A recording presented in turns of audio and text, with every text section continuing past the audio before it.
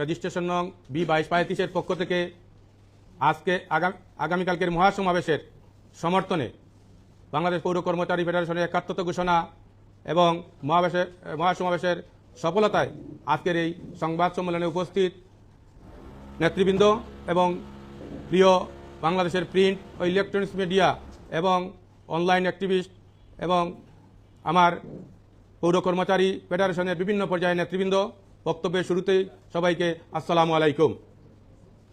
প্রিয় সাংবাদিকবৃন্দ এবং উপস্থিত নেতৃবৃন্দ, আপনারা জানেন বিগত সরকার তার 2015 সালে বাংলাদেশের চাকরিজীবীর জন্য 8ম পে স্কেল দিয়েছিল। সেই পে স্কেল ছিল বৈষম্য ভরা একটি পে স্কেল।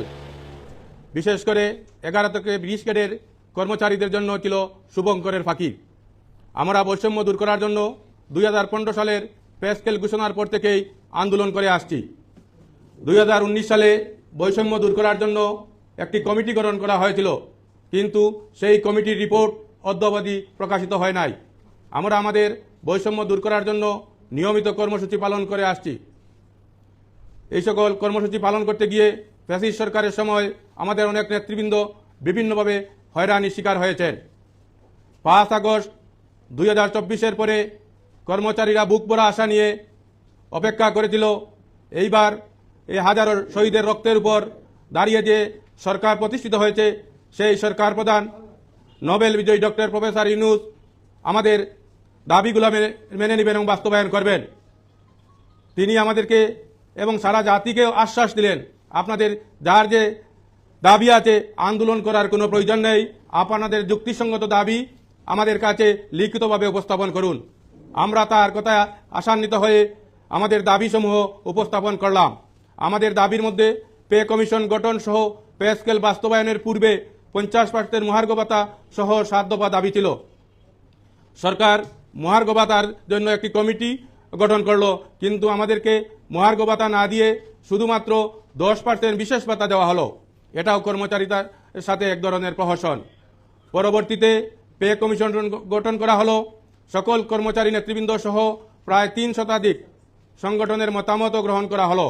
অর্থ উপদেষ্টা বললেন, এই সরকারের আমলে গেজেট প্রকাশ করে পে স্কেল বাস্তবায়ন করা হবে। কিন্তু হঠাৎ বিগত 9/11/2025 মাননীয় অর্থ উপদেষ্টা বললেন, আমরা পে স্কেলের ফ্রেম খসড়া দাঁড় করিয়ে যাব, পরবর্তী সরকার এসে বাস্তবায়ন করবেন। আমরা তার এই কথার তীব্র প্রতিবাদ এবং নিন্দা জানাচ্ছি। তার এই বক্তব্যে বাংলাদেশের 18 লক্ষ কর্মচারী হতাশ। আমরা তার বক্তব্য প্রত্যাহারের জন্য আহ্বান জানাচ্ছি।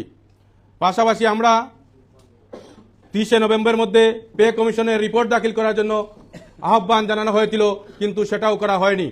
তারই প্রেক্ষিতে আমরা আগামী 15 ডিসেম্বর নবম পে কমিশনের গেজেট 1:4 12টি গ্রেড এবং সর্বনিম্ন 35,000 টাকা নির্ধারণ করে নবম পে স্কেল আগামী জানুয়ারি থেকে কার্যকরের দাবিতে আগামী 5 ডিসেম্বর রোজ শুক্রবার সকাল 9 ঘটিকায় ঢাকার কেন্দ্রীয় শহীদ মিনারে বাংলাদেশের সকল সরকারি, আধা সরকারি, স্বায়ত্তশাসিত, আধা স্বায়ত্তশাসিত, স্বশাসিত সেক্টর, কর্পোরেশন, এমপিওভুক্ত কর্মচারী সংগঠনের সমন্বয়ে এক মহাসমাবেশ অনুষ্ঠিত হবে।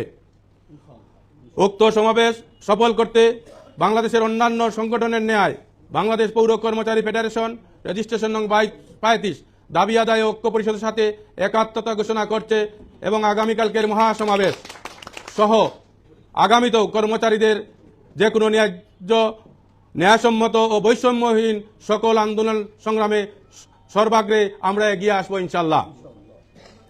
আমাদের ডাকে সাড়া দিয়ে আমাদের প্রিয় সাংবাদিকবৃন্দ, প্রিয় ইলেকট্রনিক্স, অনলাইন মিডিয়া সহ বিভিন্ন সংগঠনের নেতৃবৃন্দ এখানে উপস্থিত হয়েছেন। সবাইকে আমার সংগঠনের পক্ষ থেকে শুভেচ্ছা, অভিনন্দন এবং সংগ্রামী সালাম জানাচ্ছি। আসসালামু আলাইকুম।